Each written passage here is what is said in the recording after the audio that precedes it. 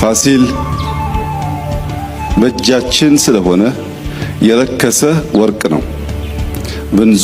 ብንዞር በቀላሉ የማናገኘው እኛ በእጃችን ያለ የማርከስ ክፉ አባዜ ስላለብን የረከሰ ታላቅ ወርቅ ነው።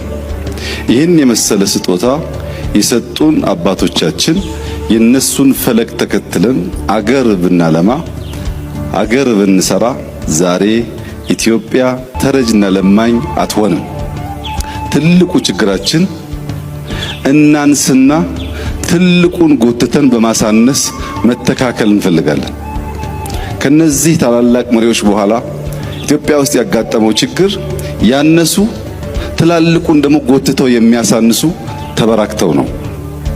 ታላቆችን ማክበር፣ የታላቆችን ስራ ማድነቅ፣ የታላቆችን ስራ መመርመር ሲጀመር በዚያ ስራ ላይ አንድ ጡብ ባስቀምጥ መባሉ አይቀርም። ታላላቆችን ማሳነስ ሲጀመር ግን ማናድግ ያደገውን የምናሳንስ ተያይዘን የምናጠር ነው የሚያደርግ